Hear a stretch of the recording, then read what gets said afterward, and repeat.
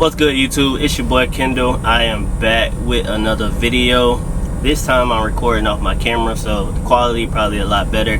I normally record off of my GoPro, but this time I actually have a camera. I do photography sometimes, free time, but that's besides the point. This video I'm going to talk about my 6 month review, basically. My experience here at Schneider. Obviously this is my experience. I can't vouch for any other driver, so when you watch this video, don't think that I'm speaking for all Schneider drivers. I don't know all these drivers. I've only met a couple, and everybody's experience is different. I hear drivers say that they can make money here. I hear drivers say that they can't make money here. So I don't know. So for me, it's been straight. I was gonna do a 90-day video. Honestly, I forgot. I didn't realize I've been here for 6 months. I just hit 6 months. I want to say, what's today? Today's 26. I just hit 6 months last week. So I didn't even realize I hit 6 months. I just been breezing through the weeks personally. But I do get asked a lot of questions, so I just want to address those questions and basically talk about the things that I like and dislike of Schneider. So it's not like a super long video. It's just a quick video, short, straight to the point. I do have my notes in my phone, exactly what I'm gonna go over. So let's jump into it, y'all. So the first thing that I don't like about here is the VNU. I know it's probably the same at most companies, but I feel like they give you $150 for a VNU. If you don't know what that is, that's a vehicle not used. So if you get to a shipper or receiver, well, I'm gonna just say a shipper, most likely it's gonna be a shipper. You get to a shipper and let's say you get there and the load cancels. Well, Schneider will give you a VNU. So that VNU is only $150. So realistically, I mean, depending on how far of a deadhead you had to go, that $150 really ain't nothing. I mean, I guess it's better than nothing, because at Prime, I don't really know if they gave us VNUs. They didn't give us VNUs, so you literally just had to go wherever. But I feel like that should be more. I feel like that should be based off of some kind of cents per mile system. Like if you going, like if I deadhead 300 miles, obviously it's not on them, it's me that's doing this deadhead, that chose to do this deadhead. But if I deadhead 300 miles and I get there and the load's canceled, I shouldn't get just $150 for that. I feel like it should be more, because I have no control over what cancels and what runs and all that. So I feel like that's something that should be changed or looked at differently. Obviously I know it's not going to be changed. That's been their rule for however long, since before I came here. So, but that is one thing to keep in mind if you do decide if you want to come here. By any means, this video is not to try to get anybody to come here. I don't ever try to press people about coming to a company. I feel like everybody's life is different. You may have something that works for you. It may work here for me, but it may not work here for you. So don't take this as a video like, oh, he's saying this company is good, let me go there because it's good for him. We all live in different areas. You may live in a horrible area, I may live in a good area. I live in Florida. If I can make it work in Florida, it's been straight for me. Sometimes I do have to deadhead far out, obviously, because Florida's a consumer state, but I make it work. If you live in Georgia or let's say Ohio, Indiana, Illinois, like these areas, you goated. Like you're in the best areas you could be in. So it don't work like that for me. But don't take this video as that.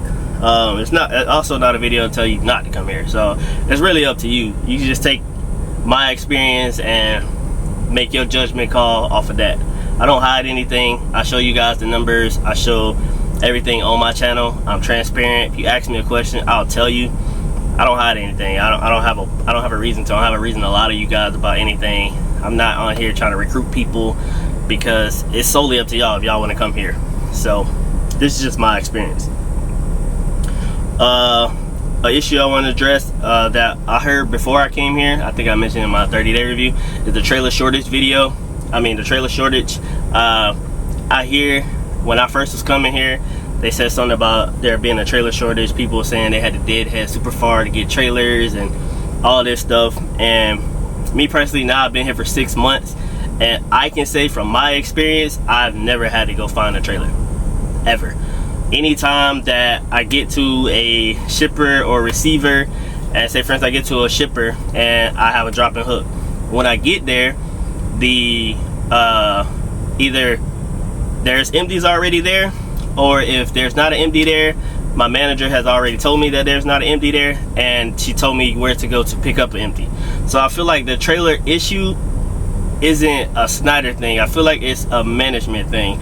If your manager is on top of you getting on top of like knowing what empties are at this location, then you should be fine.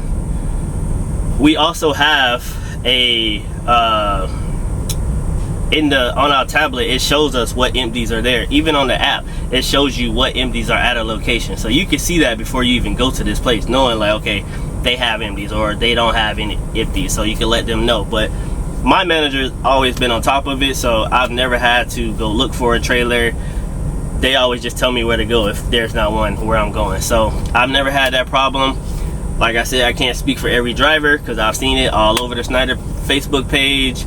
I've heard about it before I came here because that was a worry for me, because I know that's the same issue at JP Hunt, and I didn't want to deal with that. That's, you're losing time chasing trailers and all that. So, but to address that, I personally haven't dealt with that in the 6 months I've been here. Guess I've been lucky so far. So hopefully it stays that way. So that's just for my experience.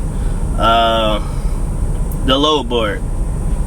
A lot of people ask me about the load board. The load board is really hit or miss, realistically. Some loads you can see every week. Some loads you may see 1 week, the next week it's not on the board, the next week it's back. Let's say for instance, this load that I pick up out of Massillon, Ohio, it's a Frito-Lay load. I normally pick that load up a lot.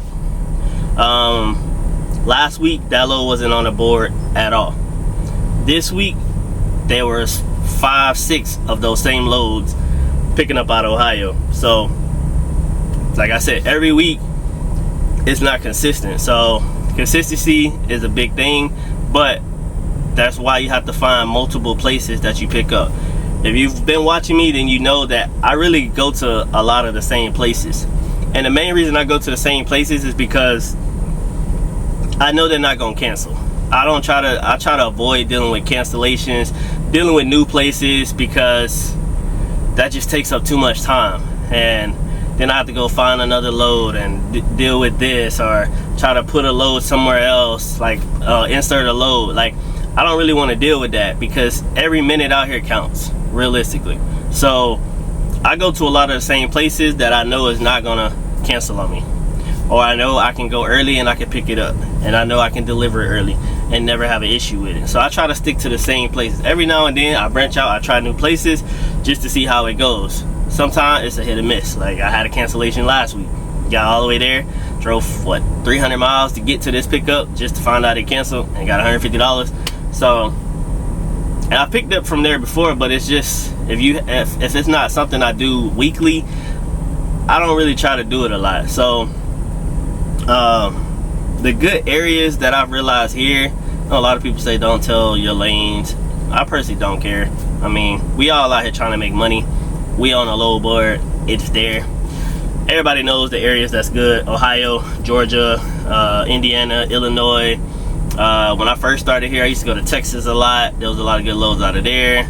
But PA has a lot of good loads. If you like running the Northeast, there is a lot of freight in the Northeast where you can run that area and stay in that area and make a lot of money. I seen it a couple weeks ago when I was up there. They had a bunch of loads that was 500 miles, paying like $1,500, and you pick it up that day, deliver it the next day. You know what I'm saying? So it's money to be made. You just have to go places. A lot of people complain about going deadheading 300 miles. That deadhead 300 miles might be worth it in the end, because on the load board it shows you what's the rate per mile with and without the deadhead, so you know what you're getting into before you get into it.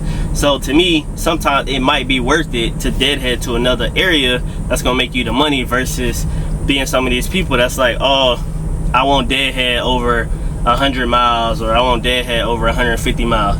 Obviously the goal is to get the highest cents per mile, but you may be in an area where a load that's 50 miles away ain't really paying that great, but you might deadhead 200 miles and this load is paying you $2 or $3 a mile versus this load that's 50 miles away that's probably paying you like $1.20 a mile. So sometimes it's worth it. You just have to weigh your options and not rush it. Like, the load board is there, the loads are posted consistently, so booking yourself out and doing all that, it works for some. Like, I used to do it when I first started here. I booked myself out for the whole week. I learned very quickly that ain't really the way to do it. Booking yourself one load at a time, maybe 2 loads the most, might be better. Say for instance, this week right here, I had a Master Leon load going to Orlando. It was paying $18.45 to go to to go to Orlando. But when I booked it, it was a 250 mile deadhead. 300 mile. It was 300 mile deadhead. That I didn't know at first.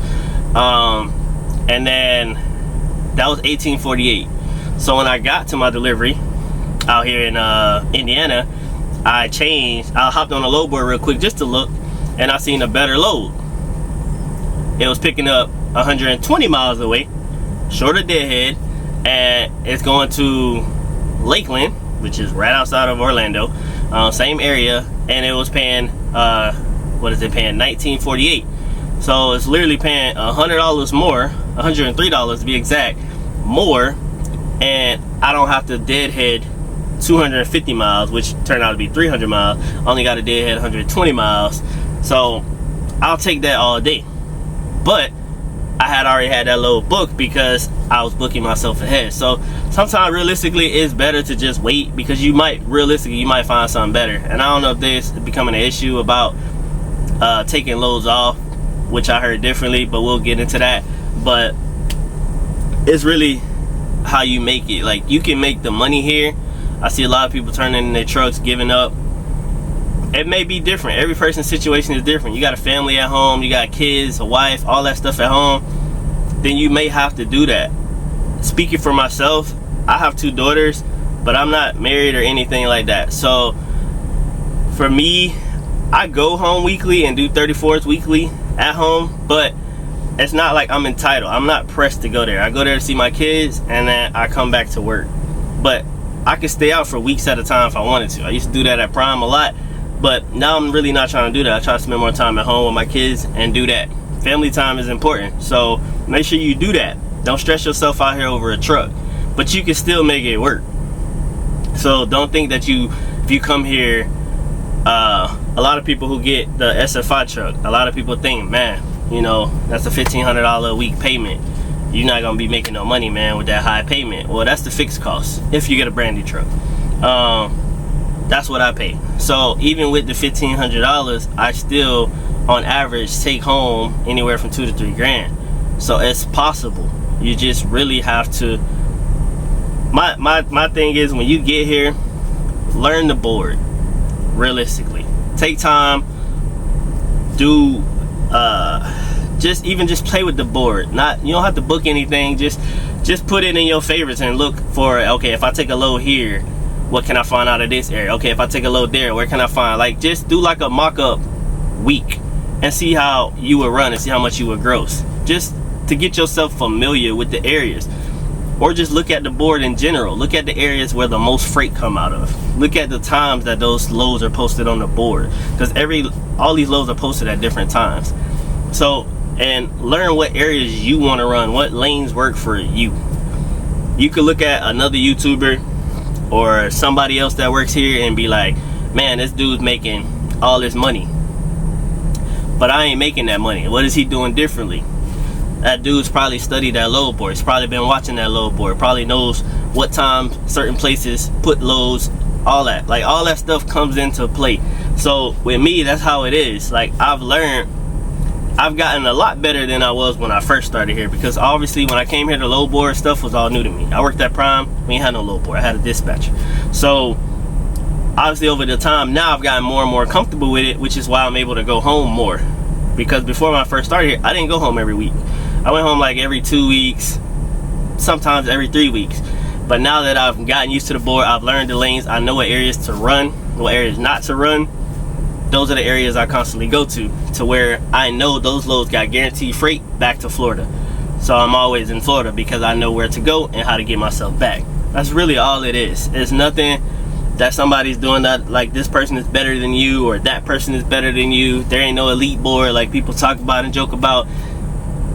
It really just comes down to learning the board. Spend the time, learn the board, or if you have somebody at home that can watch the board for you, even better. Have them watch the board. You got a wife at home or something that works from home or something, have her watch the board for you. She could find loads while you're running. It'll make your life easier for you. Then you ain't even got to worry about it. So that's just ideas of how the load board will work out for you. Okay, fuel. A lot of people ask me about fuel. Schneider discount here, to be honest, it's trash. If we being honest, it's trash. When I was at Prime, we was getting $1 plus off for pump prices. That's what I was used to for the 4 years I was over there. Coming here, it's varies. Last week it was 33 cents. This week it's 44 cents. The week before that it was 30 cents. It goes up and down. I don't understand why, but it does. It is what it is. We can't change anything about that. The highest I've ever seen the discount here is 50 cents off the pump price. So me personally, I don't really use Schneider's discount at the pump. I use it, I get DEF, and that's about it. For the most part, I'll use mud flap, or I'm trying to get other fuel cards to use, because I see a lot of drivers on the Schneider page, they don't use Schneider card, they use alternate fuel cards. So I feel like you got to do your research on that, your homework on that, and figure out some of the best cards to use. I've heard of TCS. I've been personally using mud flap. There's NASTC or something like that. I heard it's a really good one. So I'm trying to learn them myself, because mud flap, it gets me by for the most part, but I do want to use other things, because if I can get a better discount, I'm gonna get it. And that's what it's really about. That'll save you the most.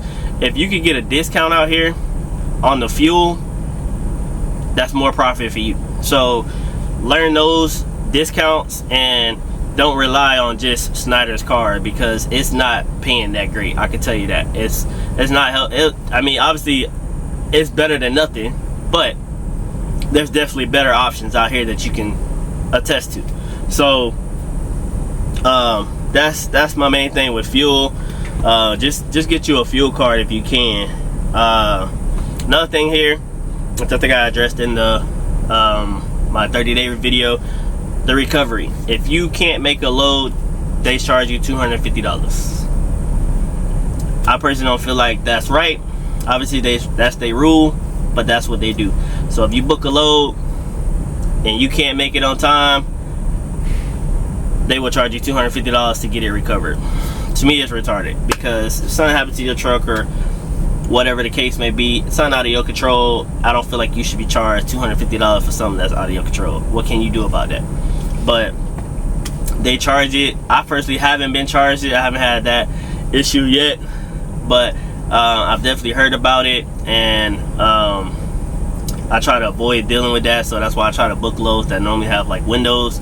That way, either way, I have time. Even if, like, say for instance, it picks up Tuesday, but it delivers, it got a delivery window Thursday to Friday, I'd rather take that than a load that picks up Tuesday and has to be delivered Thursday at 9 a.m. Because anything can happen. At least if I got that window, if something does happen, it gives me a little more time, a little more cushion to work with. You know, sometimes you may get sleepy, you want to pull over, take a nap. We don't have split brakes here, which is another thing I hate about here. Because split brakes plays a major role. They say split brakes was taken away because a lot of people didn't know how to use it and they got a lot of violations. But I don't feel like, personally, the whole company, anybody who works here, should be penalized for people who don't know how to use split brake. Obviously, if you give them a class on how to use split brake and they still can't figure it out, you should just take it away from the people who are violating using the split brake. Because when I was at Prime, we had split brake, and split brake goes a long way. Like, it will help you out tremendously, and it reduces the accidents, because if you have a driver, he's tired, he could pull over and take a nap and still get up and continue driving. But now you take away split brake, these drivers are rushing to get to their place even though they sleepy. They trying to make this delivery, and these people fall asleep, they crashing, all this. So I feel like split brake is something that should not be taken away like that. I feel like that's like should be at every company freely. Like I don't see why you would even take that away, especially because they had a 7.3 and an 8.2. So it helped out a lot when I was at Prime, but they definitely don't have that here. They did take away this. Personally, I really don't care about this one, but they did take away advances, the $200 advance that you could get from the pumps. Now they partner with Branch. I think it's called Branch, starting May 1st. So with that, you can each week you can get up to $350 put on a card, and you can put it on a card, or you can set up a free checking account with them, however you want to. I looked into it earlier. I did sign up for it, but I don't think I'll ever use it. I didn't get advances before. I thought when they mentioned it that it was gonna be we get 50% of the load when we delivered it. That's the impression I was under. But when I looked into it today, you're only allowed to get the max $350 a week each settlement period. So I don't know, it's kind of pointless to me. So, but if that was something you used to do, that's how they changed it now. A question that a lot of people ask me about is what board am I on? I'm on the all-in revenue board. That board that I am on is after Schneider's cut. So the number that I post is what I get. Schneider's already took their cut, so that's just what I get. That's what comes to me. They do have a percentage board. I don't know too much about a percentage board. I'm not on it. I don't know anybody that's on it. So I've read in the groups about it. Main thing they said is it breaks down the fuel surcharge, the mileage paid, like all that stuff. It breaks everything down, as opposed to us. It just showed us what we getting paid after Schneider's cut. So I heard there is a difference. Sometimes it like fluctuate. One week one board is better than the other. I personally don't have that access, so I can only go off of what I can see, and I'm on the all-in board. Another thing that I don't like is how they, on the load board, let's say for instance that load I was talking about, that Master Leon load, on the load board when I booked it, it said it was a 250 mile deadhead. Cool. Once you assign the load to yourself, that changes. So after I assigned that load to myself, it jumped up to 313 miles. That's not what's on there. I know they do city to city, but I feel like if we're getting paid a cents per mile, and you telling me that that load is paying me, let's say $225 a mile, well, that $225 a mile is going off of a mileage that I'm not even doing. So that's going off of me doing 250 miles. Well, I'm not doing 250 miles. I'm doing 313 miles. So that 225 now ain't 225. It's less. So I feel like that should be different. Like, I get it, y'all say city to city, I mean zip code to zip code. I think that's how they do it. We should get paid all practical miles. All miles that we drive, we should get paid for. And if you're gonna put it on the load board, I feel like that's how it should be. It shouldn't be just based off of zip code to zip code.